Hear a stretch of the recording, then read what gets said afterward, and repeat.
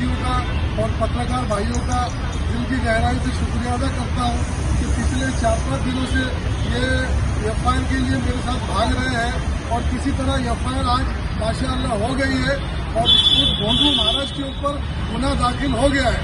और मैं भोंदू महाराज से ये कहना चाहता हूँ कि आपको किसने डिग्री दी महाराज बनने की? जिस चीज को आप नहीं जानते, जिस लेडीज के बारे में आपको कुछ मालूमात नहीं है, जिसकी उम्र क्या थी, किस उम्र में उनकी शादी हुई, आपको कुछ मालूम नहीं है, आप उनके बारे में कुछ भी बोलते। हमारी माँ आयशा, उनकी शादी 12 साल की उम्र में हो गई है और 19 साल की उम्र में उनकी रुखसती हो गई है, आप किस तरह उनके ऊपर इल्जाम लगाते हैं? आपको क्या समाज में कुछ समझ नहीं है? आपको महाराज होने का अभ्यास नहीं है आपको? मैं आपसे गुजारिश करता हूँ, इसके बाद आप जहाँ भी भाषण करेंगे, जो भी बोलेंगे, सोच समझ के बोलना और हिसाब से बोलना। रोल। बिस्मिल्लाहिर्रहमानिर्रहीम। भोंदू अखंडी रामगिरी ज्याप्रमाणे 4 दिवसापूर्वी जे रशीद मोहम्मद सल्लल्लाहु अलैहि वसल्लम यांच्याबद्दल आणि आयशाबद्दल जे वादग्रस्त वक्तव्य केलं होतं, त्यानिमित्ताने शहरातील सर्व उलमा कौन्सिलचे आमचे जबाबदार अध्यक्ष, त्याचप्रमाणे पिंपरी चिंचवड शहर पोलीस कमिटीचे अध्यक्ष हाजी युसुफभाई कुरेशी, कार्याध्यक्ष हाजी गुलाम रसूल, प्रमुख सल्लागार फजलभाई शेख आणि उपस्थित नासिरभाई, गफूरभाई आणि सर्वच आमचे पिंपरी चिंचवड शहरातले सर्व मुस्लिम बांधव इथं 3-4 दिवसापासून आम्ही प्रयत्न करत होतो।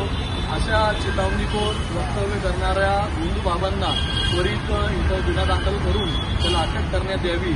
तर त्याच निमित्ताने आज पिंपरी पोलीस स्टेशनचे वरिष्ठ पोलीस निरीक्षक अशोक खटलक साहेब यांनी आमचे जे प्रयत्न होते, जे आमची कळकळ होती की आम्हाला आंदोलन न करता या गोष्टीला एक एफआयआर, एक गुन्हा तरी आपण इथं दाखल करण्यात यावा, कारण की येत्या 2 महिन्यामध्ये इलेक्शन आहेत आणि सध्याचे सरकार आहे त्यांना असं वाटतं की कुठंतरी वातावरण बिघडलं पाहिजे। हे आम्हालाही समजते की हे वातावरण न बिघडलं पाहिजे। त्यानिमित्ताने आम्ही त्यांना वारंवार सांगत होतो की आम्हाला गुन्हा दाखल करायचा, पण ते दाखल करून घ्या।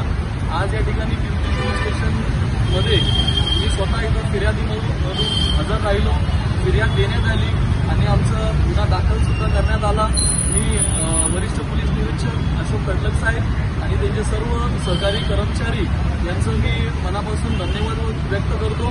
मुस्लिम समाजाच्या वतीने त्यांचं धन्यवाद व्यक्त करतो आणि तो भोंदू बाबा जे कोणी आपल्या माध्यमातून ऐकत असेल त्यांनी ऐकावा।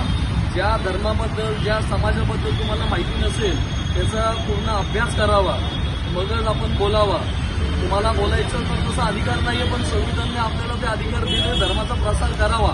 पण तुम्ही जर त्याचा दूरप्रसार जर करत असेल तर मुस्लिम समाज हे खपून घेणार नाहीये। आपण याची दक्षता घेतली पाहिजे। यापुढे अशा भोंदू महाराज जिथं कुठं काही बोलतील, आम्ही कायद्याच्या चौकटीत राहून त्यांच्यावर जे काही कठोर कारवाई करण्यासाठी आमची मागणी असेल मुस्लिम समाजाच्या वतीने आम्ही ते करणार आहे आणि ह्याच्या पुढे असंच जर चालू राहिला तर ह्याचा आम्ही तीव्र निषेध आणि आंदोलन यापुढेही देखील करेल। यहाँ पर पिंपरी पुलिस स्टेशन में हमारी 2 दिन पहला मीटिंग हो गई, इसमें पिंपरी चिंचवड शहर के तमाम उलमा काउंसिल और पिंपरी चिंचवड शहर जुलूस कमेटी और शहर के तमाम जिम्मेदार लोगों से एक अहम मीटिंग बुलाई गई और उसमें एक मशवरा हो गया कि नासिक में जो रामगिरी बोल के उसको महाराज लगाना भी एक कलंक है कि जो महाराज हो सकता वो इस तरह के अल्फाज किसी धर्म के खिलाफ नहीं बोल सकता। एक रामगिरी व्यक्ति ने जो पैगंबर इस्लाम के खिलाफ जो गुस्ताखी की, हम उसका निषेध करने के लिए और हम यहाँ पर एक एफआईआर दर्ज करने के लिए आए हुए थे। हमारी कल भी आज सीपी साहब से बात हो गई, सीनियर पीआई से बात होने के बाद आज यहाँ पर हमारी ओर से सभी पिंपरी चिंचवड उलमा काउंसिल जुलूस कमेटी के प्रेशर पर और सभी जिम्मेदार लोगों की वजह से आज उस पर गुनाह यहाँ पर दाखिल किया गया है। हम पिंपरी पुलिस स्टेशन और कमिश्नर साहब का धन्यवाद करते हैं जो पिंपरी चिंचवड शहर और महाराष्ट्र की शांतता बनाने रखने में ये एफआईआर लेने का बड़ा योगदान रहेगा। हमने साफ से कहा था कि अगर आज गुनाह दाखिल नहीं हुआ तो आने वाले शुक्रवार के दिन एक बड़ा आंदोलन जो रामगिरी व्यक्ति के खिलाफ निषेध मोर्चा आणि पूरे महाराष्ट्र के जिलों के अंदर उसका गुना दाखिल हुआ, आज भी वो व्यक्ति सुधरा नहीं और हम उसका तीव्र निषेध करते हैं।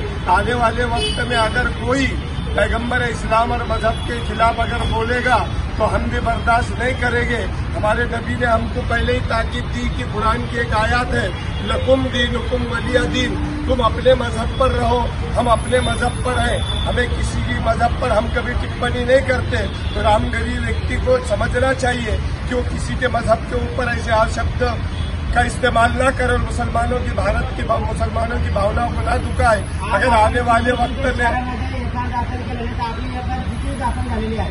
या महाराष्ट्राभरात हे 6वी एफआयआर दाखल झालेली आहे, अजून सुरूच आहे। लगभग या महाराष्ट्राच्या प्रत्येक जिल्ह्यामध्ये एफआयआर दाखल होणार आहे आणि आमचा संपर्क प्रत्येक कलम सेशन अनुसार त्यामध्ये कलम दाखल केलेले आहे, त्या अनुसाराने एफआयआर दाखल झालेली आहे। 192,